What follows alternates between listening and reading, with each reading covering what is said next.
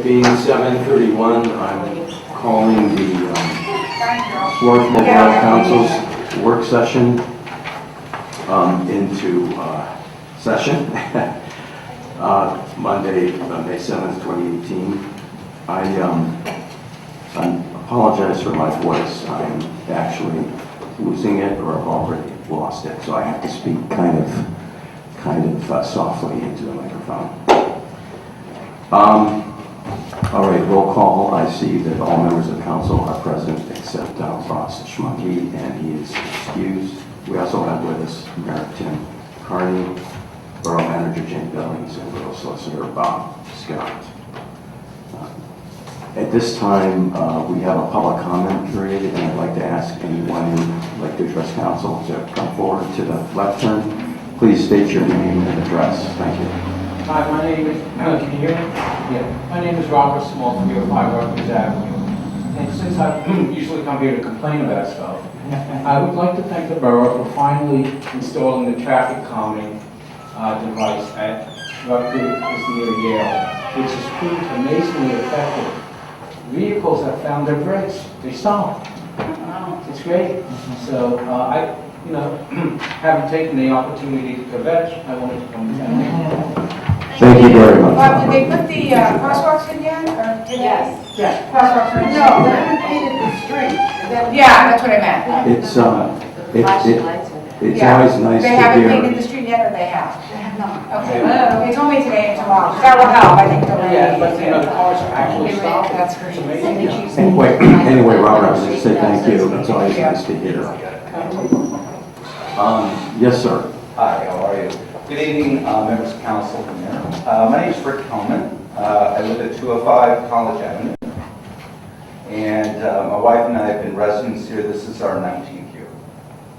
And I also attended the college, so I've got a little more time here. And first of all, I appreciate the opportunity to discuss this with you.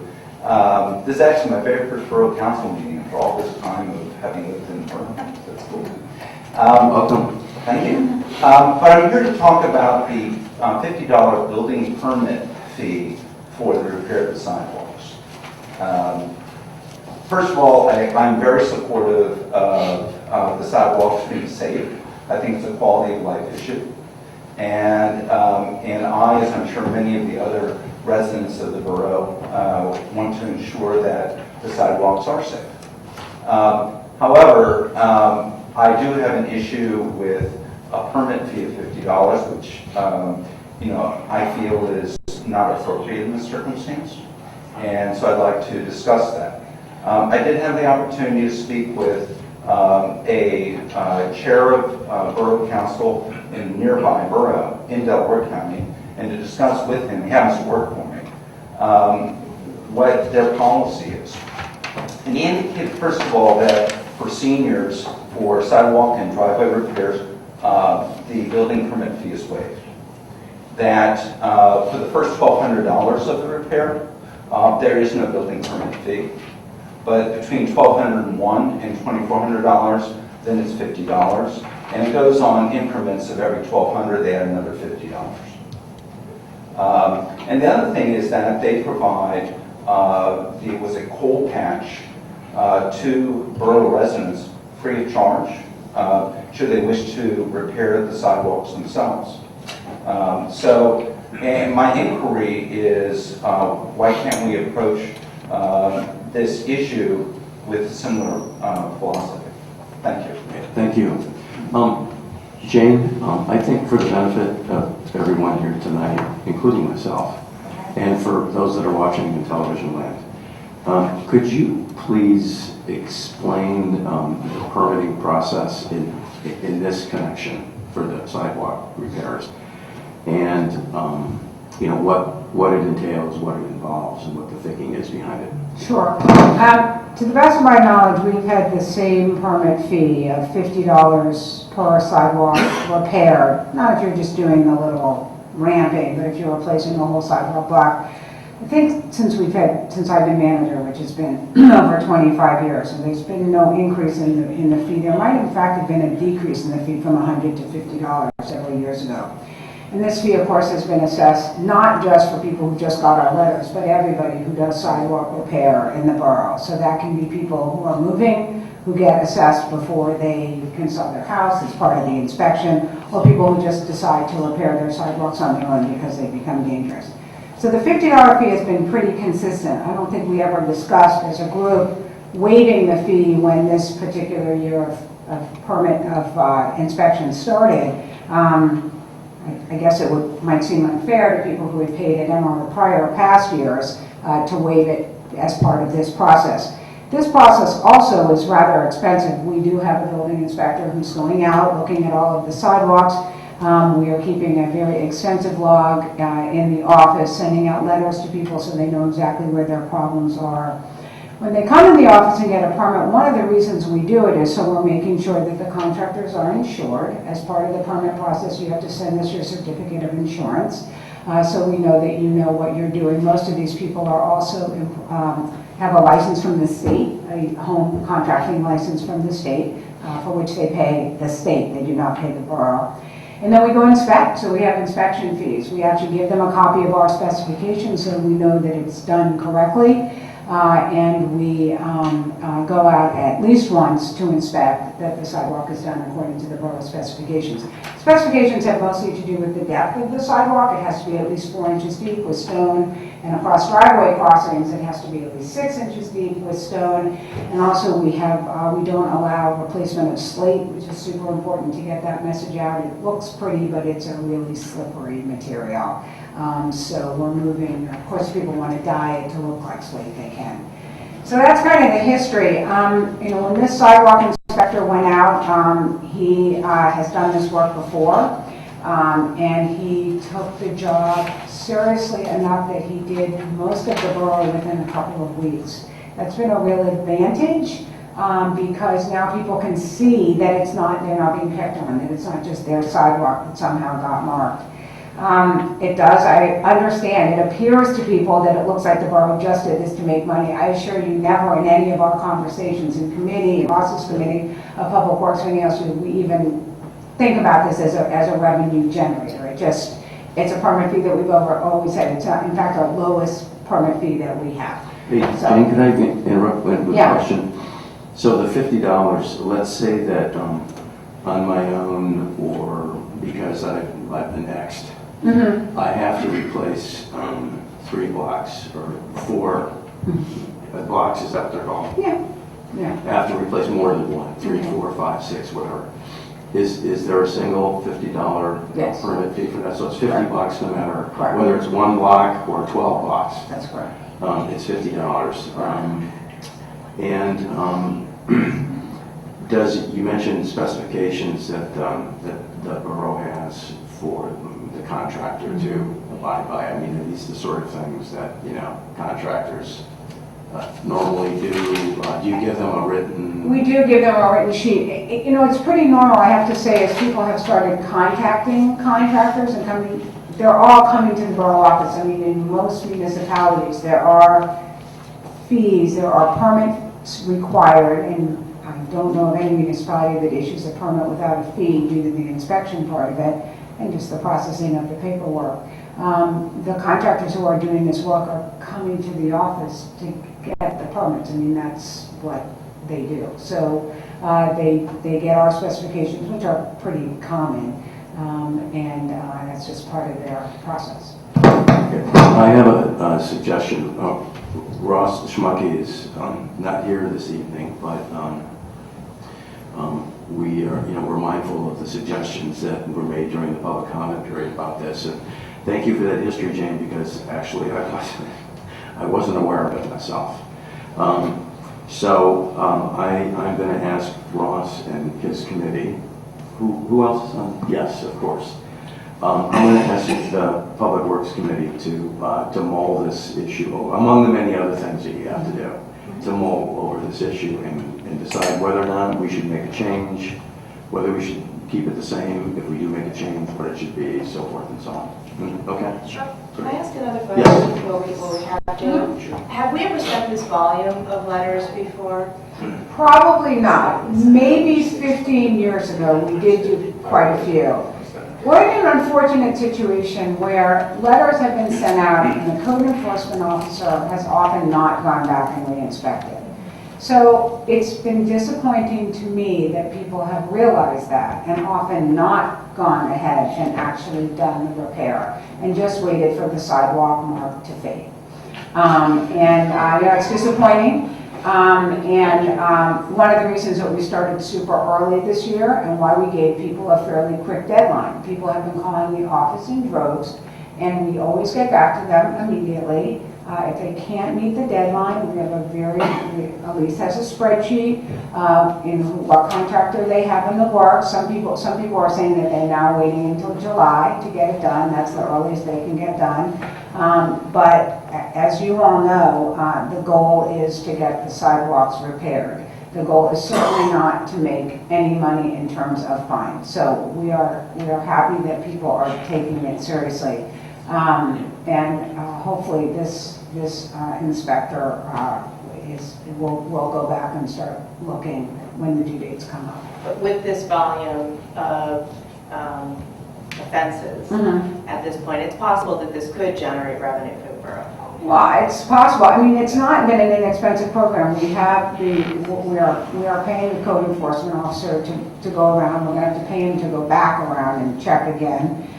We have the in-house fees. We've mailed out letters, over 500 violation letters. There's costs associated with that. And then, as I said before, there's inspection fees. So, I mean, in general, but building permits don't generate revenue. They are meant to cover expenses, and I would say that will be the case here.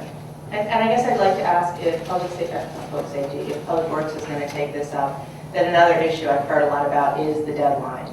And that might be something for Public Works to address as well, is that 1 month time frame, which I've gotten a lot of. I do tell them to call the office, and if the Public Works Committee is agreeable, we can put out a notice to let people know that they can do that. And just to throw snag in the works, to point out also that the fine for not doing this is $50. Right, but then it's repeated. Right. In other words, if you remain... Council did that a few years ago. As some of you will remember that the people thought the fines were not steep enough to get people to do the work. Yeah. So, again, Ross isn't here, but I'm sure that the Public Works Committee will pick it up. Yes, you'd like to address council one more time? Sure. A quick comment, 2 thoughts. Number one, I think what Ms. Billings was saying, that there were at least 500 letters sent out. So I walked around with my wife and we were looking, and it seems like a lot of people had paint on their sidewalks. And so I estimated about half the borough homeowners are affected. And so, doing the math, it's in the range of at least $25,000 to $30,000 in permit fees that would be generated. And I thought about, well, if you're paying someone, say, $25 to $30 an hour to ensure that codes are enforced, et cetera, that's still in the range of at least 1,500, 1,000 to 1,500 hours of work. And I was wondering about an alternative solution, which would be if block by block, neighbors banded together, and because it's very hard to enlist a contractor individually, but if you join up to doing crews, 1 building permit fee per block, and you have neighbors banding together to work together, then wouldn't that accomplish the same goal? And on top of that, then you wouldn't have contractors scurrying here and fro, and some community members being unable to line up a contractor. So in other words, if it became much more organized, there might be a potential solution here. Thank you. Thank you. Okay, so those are all good thoughts that Lauren and Mary are working to do. You guys will consider. Yes. Thank you. Is there anyone else that would care to address council at this time? If not, I'm calling the first public comment period to a close. Let's see. Does the Environment Committee have a report tomorrow? Our main report is going to be next week, but I did want to say that our May 23rd Environment Committee meeting, the main event is Jane talking about recycling and the new shifts that the borough is going to have to make based on the increased, it's not a tariff, is it? It's a Fees. increased Fees. fees from China on recycling of over 3,000%. Yeah, so Well- Jane and I and Ross for a short time had a meeting with our vendor. The issue is, and this has been posted in a short post on the borough website, and I think it'll be in the Swarthmore. Yeah, they just couldn't fit it in Yeah. last week. But basically, the bottom line is that there are two aspects to this. One is China doesn't want our stuff any longer. And I mean, they're tired of being a recycler. You know, they're just not that interested. And in connection with that, there are contamination issues which go along with the single stream recycling that so many communities do now. So you have things all mixed up. And it never, not to mention contamination by foodstuffs and that sort of thing. And it kind of never gets, it's expensive to deal with it. So there's kind of no place to send it. And as a result, the fees for disposing of this stuff have gone up about 3,000%, which is really remarkable. And in fact, it now costs, or it will cost, actually as of May 1, it does Right. cost twice as much to process recycling as to have it put into a landfill. Now, nobody wants to fill up landfills, you know, more than, well, most people don't anyway, more than you know, we have to. But we're going to have to figure out as a borough going forward what we can do economically. Some things like paper, cardboard, office paper, newsprint, aluminum cans, and for now, bimetal cans are still desirable. But plastics are a huge problem. People don't want them. And the other problem is glass, surprisingly. Because, you know, that was kind of one of the first things, right, that we all started to recycle: green glass, brown glass, clear glass. The market for glass, recycled, you know, used glass, which can be recycled, has dried up. So these are things that I'm hoping the Environment Committee, Warren, and the Public Works Committee working, you know, together can discuss all of this. And because going forward, we're going to have to do something. We're going to have to make some changes. Yes, thank you for doing the Environment Committee report. And the EAC, you know, will be helping to educate the public, you know, so anyway, May 23rd, if anyone is interested in attending that. And there'll be a fuller Environment Committee report next week. Do you want me to leave on committee report? Pardon? Do you want me to leave committee report on the agenda? Yes, yes. Thanks, Lauren. Mike? Finance does not have anything, and we will not be meeting this month. Okay. Sarah?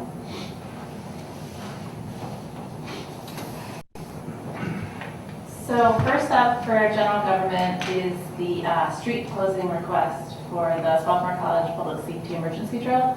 You all got an email copy of the permit. So usually the general government committee sees these permits. We've been doing it for recently for the past year. And part of the reason we even start doing this permit process through committee, not just through Jane, is because one of the things we want to make sure is that public safety has to be notified, and they need to see the permit to make sure that it's safe to close off streets. But in this case, it's the public safety, you know, the police who are actually doing the drill. So it's a unique situation. We received the permit application, and it mentions where the streets are going to have to be closed. Chester Road from Swarthmore to Yale. Yale. Yeah. And on May 19th. Thank you.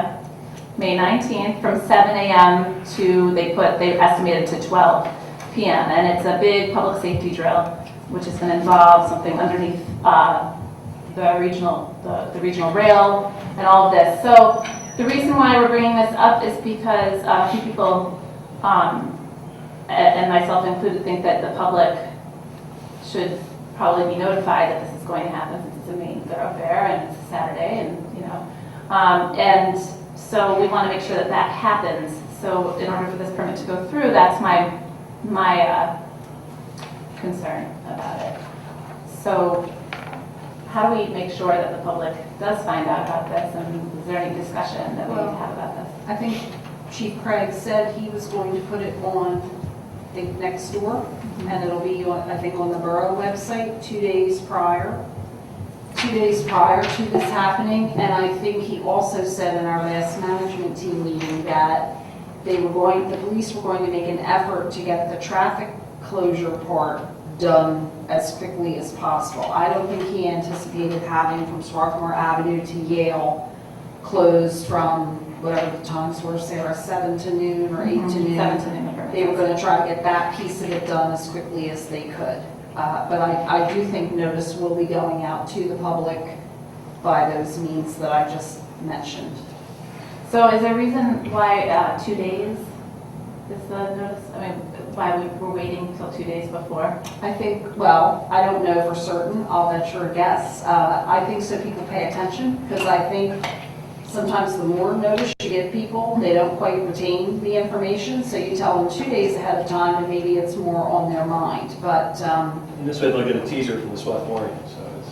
and it'll be in the paper too, I think, on Friday. So, and I just want to mention too that this is the college's exercise, as you said. They are the ones who put in the application, and this is a drill, and they do these drills probably more often than you think, but I think in this instance, it's one that involves SEPTA and the road closure. I think it's a hazmat situation drill. Like if something like an overturned tanker Underneath the railroad. hit the railroad overpass, what would happen? So, but that's the background. I didn't mean to jump in. That's just sort of from the public safety side of it. I appreciate it. That's Okay. what I was hoping for. All right, thank you.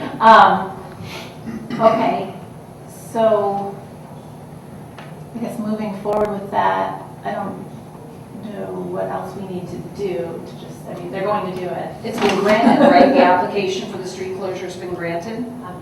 I have not Oh. granted it because I do.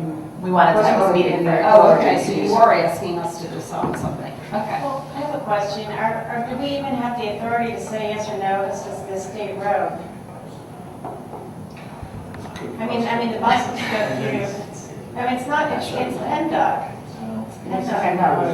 Usually you have to follow, do a, what do they call this, highway occupancy permit, if you're going to do anything like that, like work on a state road. I would assume that the college has done that. I can ask for a copy of it. This is all I got, so I don't know. Well, I know they've been in touch with PennDOT and SEPTA and, you know, made all those arrangements and yeah, so they're, yeah. Right. This has been in the works for a while, and I think you just brought it to their attention in the last management team meeting that to be precise, they should have filled out one of these applications. So it's almost, I don't want to call it a technicality, but it is sort of after the fact. Right. Okay, so it's going to happen moving forward. Do we need to take any action? It seems today that since we have a permit process, there's an application filed that the borough can act on. There may need to be a separate PennDOT approval, which we should ask the college if they have. But we have our own approval process, so. Right, so we should follow that, right. Okay. Is that okay, Jane? Yeah, so I can write a letter. I don't really have to vote. I don't think you No, usually we vote don't in usually committee. It's vote. just usually a consensus. But I should ask maybe for a copy of the highway occupancy permit. That's normally what we don't see them. Whenever you see Aqua or Pico working in a road, they do not normally give those unless it's our job. So it's nothing particularly unusual that they don't have a copy, but I would think that they could forward that. I think the main concern, you know, is making sure the public is aware of it. That's covered, so.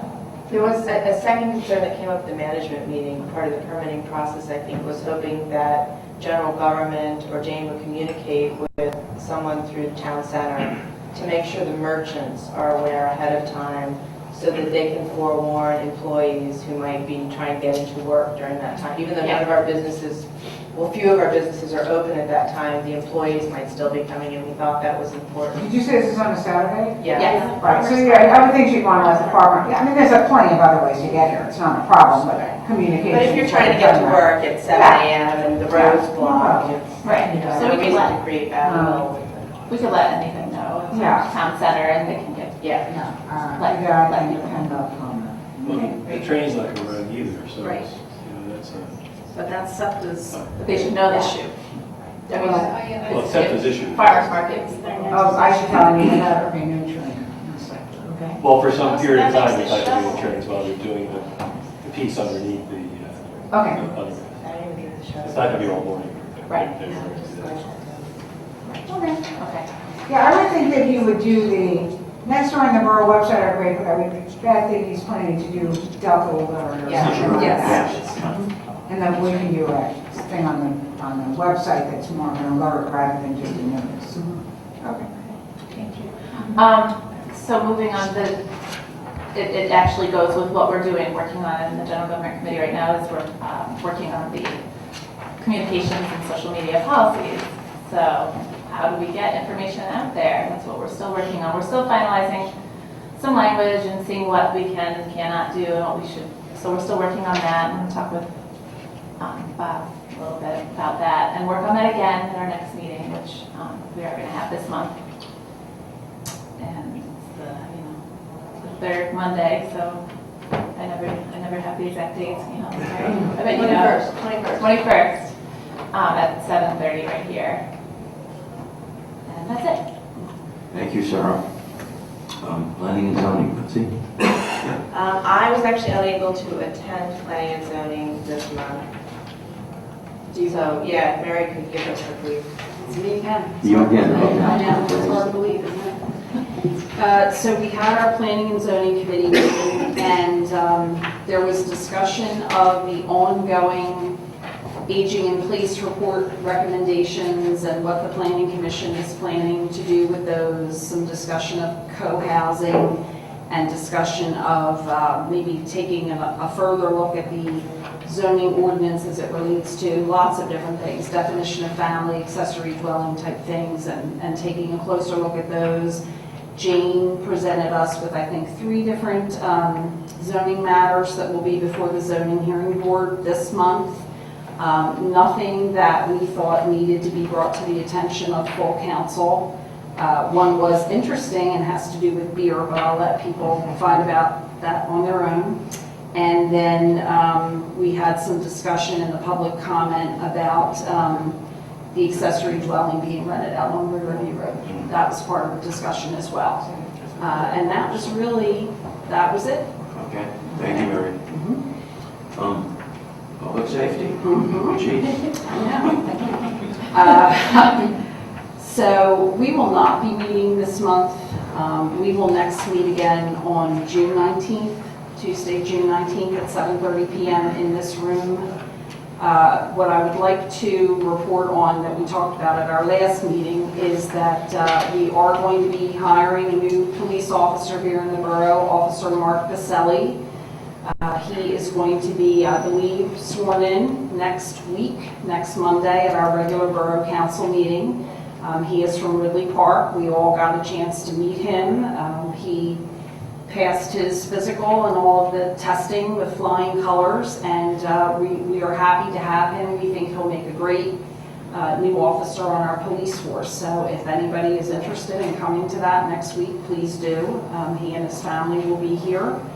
And then I think our next thing at our next meeting will just be a further discussion of, I guess just police personnel in general. Maybe that's what's on our agenda for next time. Haven't quite thought that through.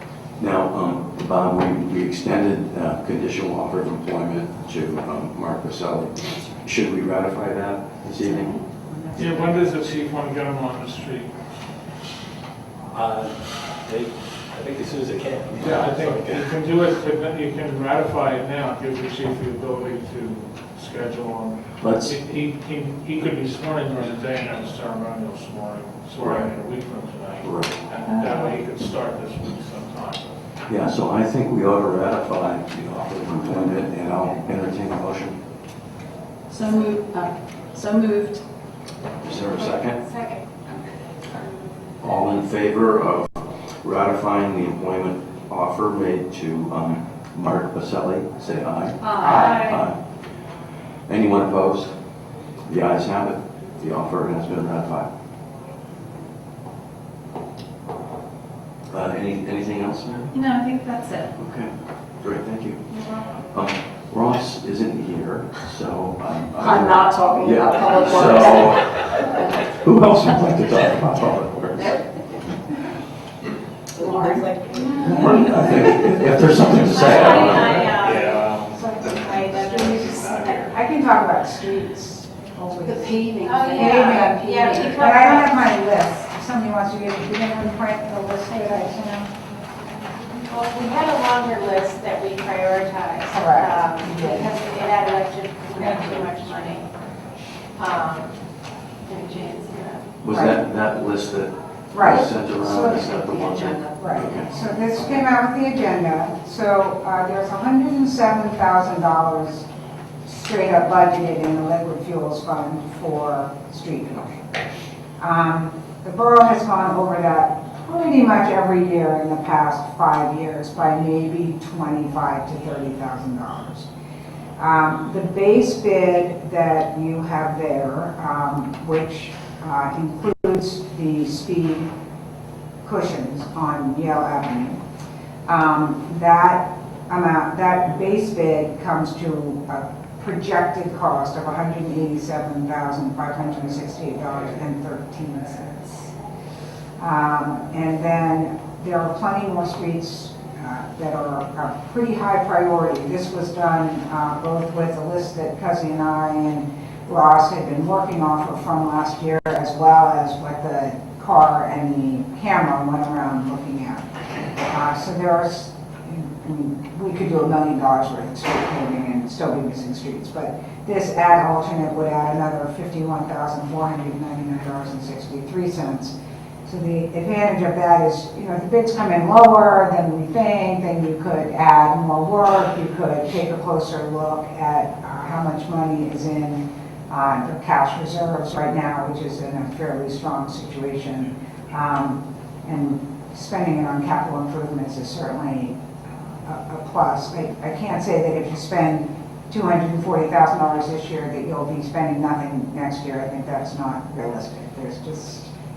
It's endless, especially when we have winters like we had.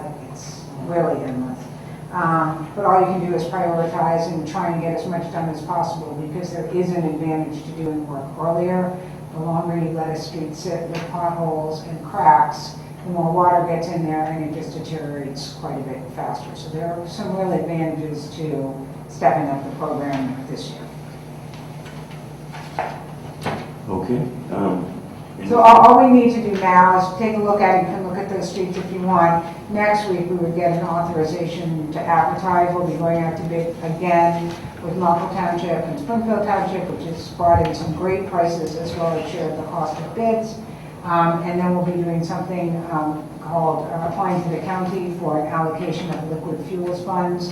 And that's just a form that we send in, and then they allocate some of the funding that they get from the state to the municipalities to do street repair.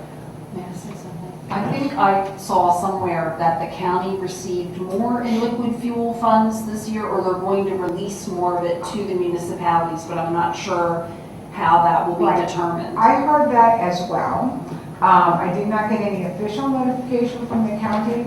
Probably what they did last time that happened was they sent us a letter. It wasn't a lot last time. I was looking it up. It was like $1,400 to do pothole repairs. But we'll keep a lookout for that, and they may have even asked for a supplemental application, but we'll keep an eye out. I actually had been told that and forgot to check. I remember now, I saw it on a video that county council made. They stood behind a pothole and talked I about how they heard were about that, allocating yeah, more money to yeah. this, so. All right, so next week, Jane, on the agenda, we'll have a vote to authorize. Authorize advertising and no public town meeting, yeah. Okay, great. Anything else from the Public Works Committee? Lauren? Okay, thank you. Is there any other business members of council wish to bring up this time?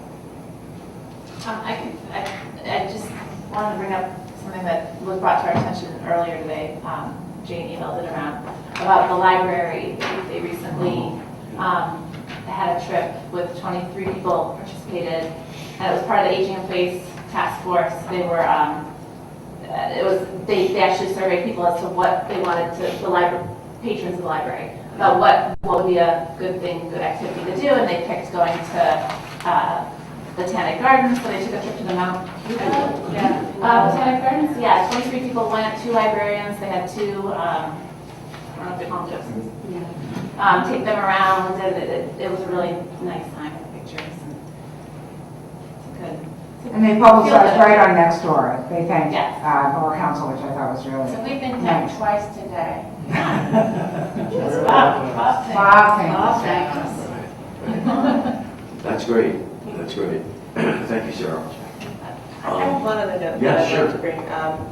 Sarah and I were approached this weekend concerning the 4th of July festivities in town. And it's come to our attention that there is a single individual who has been responsible for planning and organizing the bulk of the 4th of July activities in conjunction with SRA, but kind of handing it to SRA. And she wants to retire. So we were both a little bit taken aback to find out that there was, one person, I'm sorry, I don't know her name, I feel really bad about that, but. Alan Pierce. Ellen Pierce. Alan Pierce, who was handed the reins from Jean Martinson years ago. Right, so she's been doing this for decades, sort of single-handedly. I don't know if I'd say, Gene was decades. I would say it's been at least a decade. Yeah, probably. Yeah. Years. And there was certainly no term limit on it. Yeah. It is really, it's pretty extensive. And actually, a similar thing happened with Memorial Day, and we do now have somebody who seems to have taken up the reins at Memorial Day. So we were under the impression that SRA might be approaching us to help figure out where this goes next, or who takes this, to get some help finding someone to take over the reins of this project. So I'm just throwing that out there because it might be on our horizon. So just so I'm clear, SRA is really one relatively small part. The Lions Club has just as big a stake in it as well. So was it someone from SRA? Yes. Yeah. I think it's just all like they're getting rattled and they're trying to figure out what happens next. So, and maybe the Lions have a better grasp on all of this or have someone lined up. But Oh, I don't think anyone has anyone lined up. I can assure you of that. It's good you brought it up. well, it's that's one of the major. Yeah, it's one of the major. Well, actually, it's going to come up pretty fast, so I think you Yeah. should decide, is Ellen going to do it this year? I know she had a meeting. I think she's still doing it this year. So We we had have, meetings already. Yeah. You've already had Yeah. meetings, Rick? Yes, we Yeah. have. And she's going to continue this Yeah, year? Yeah. this year's covered. But I think this is her last year. Yeah, I think that's what she's called. yeah. So, So we need to be thinking ahead of this, then, okay. okay. and I don't know what our role in this is, but we might be called on to have, since SRA has just undergone some reorganization and, at some point we might end up getting involved in this. Let's put it to committee, because otherwise it's going to fall through the cracks. Okay. Okay, and Yeah. unfortunately, Yeah, I think it's, it yeah. seems like a general government committee. And it probably wouldn't be a bad idea to add Memorial Day, because these are events that have just sort of civically happened. I know you, that's right now, I'm looking at Tim shaking his head, you also had things falling you to just kind of make Yeah. Memorial Day happen at 8 o'clock in the morning. So Well, and I think these civic events have sort of just perpetuated themselves. And town center, folks in town center may also have, some interest in this sort of thing, so I think it makes, Yeah, when Marty retired, that was. it makes sense. Tough, yeah, and Marty never really wanted it, but he was Right. there and, Right, Just was responsible. right, right, right. And now like the sound system is supposed to magically show up. And, right. So would there be any also overlap with Parks and Rec, because they work with SRA, or not really? Just Public logistically? Works and Parks. Doesn't the SRA fall Recreation, it's the last thing, Yeah. Public Works, Parks and Recreation. Yeah. I mean, I think it's a pretty small part, I'm sure Ross would be happy to work with you on it, Yeah. but I No, we would, would start the Yeah. conversation. and yeah. then- But I think it's No great problem. now, it gives us a year, it is pretty overwhelming Yeah. to think of how to. Well, thanks for bringing that up, Yeah, Betsy, thanks. and thank you, Sarah, for taking it up. And thanks to Ellen. Yeah, and thanks to Ellen for all of that. Make sure Yes. she's recognized. Yes, I mean, that is, as you can only imagine, or as I can only imagine anyway, it's just a huge job. And, it's a big commitment of time and energy from a member of the community, volunteer, and that's really great. Tim, mayor's report? Yes, this is official. Oh, yeah. Thank you, David. Spring has sprung in Swarthmore. Yeah, We had I can tell. We had the annual Arbor Day celebration with the SRS students up at the Cherry Border of the college, which was wonderful. Swarthmore was recognized for the 39th consecutive year as a Tree City USA. I have an extra great hat around some of them. He gave us great hats. Nice stuff.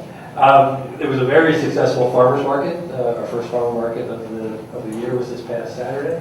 According to Pat Francher, we broke the record for I think 854 people were counted at the farmers market, and all the vendors seemed very happy. And there were some new vendors and some old friends back. It was really it was a beautiful day.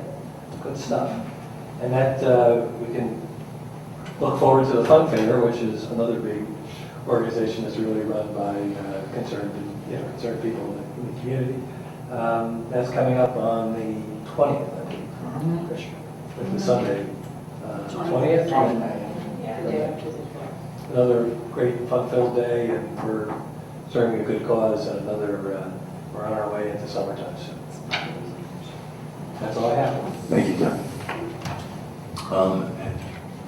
This being a work session, we have a second public comment period. So if anyone would care to address council during this period, please do so.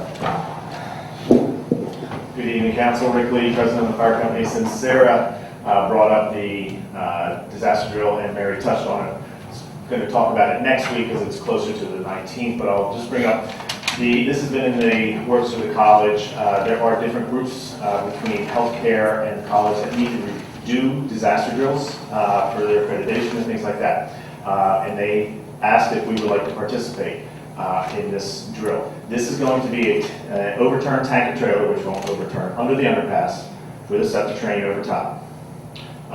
This will close Chester Road. The chief has indicated he will put a Delco alert out on Friday to let people know.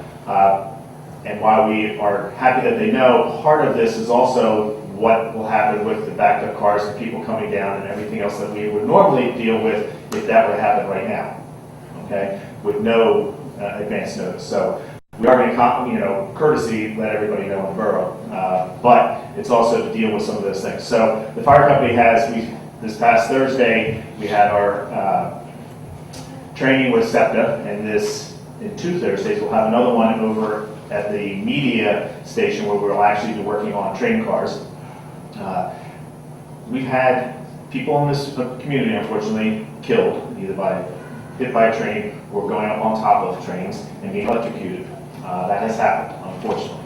So it's a skill that SEPTA is very adamant about training, and so we are going to be trained properly. This will be a disaster drill with some of the healthcare where I believe it's going to be like a stopped, jerked train, and people will have head injuries and things like that from a sudden stop. So there'll be a lot of triage and things like that. We are told that we should be done from the fire company aspect of the road open by about 9:30.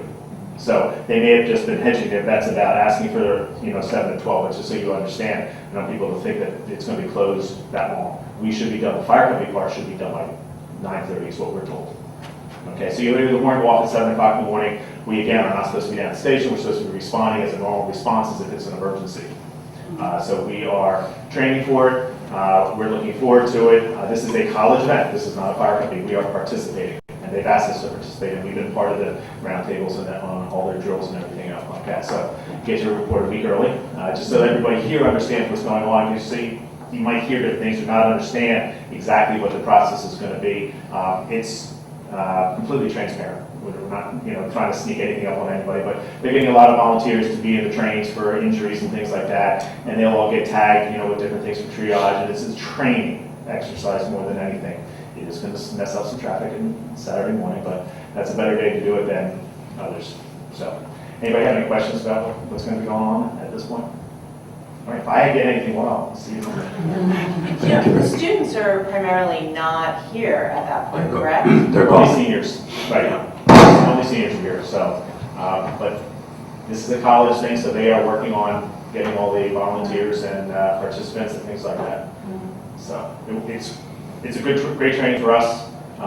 We participate in this as well. It's not a drill that we're required, but we are required on a yearly thing for hazardous materials and things like that. So we'll be practicing some of the things that we've been trained on year after year and things like that as well.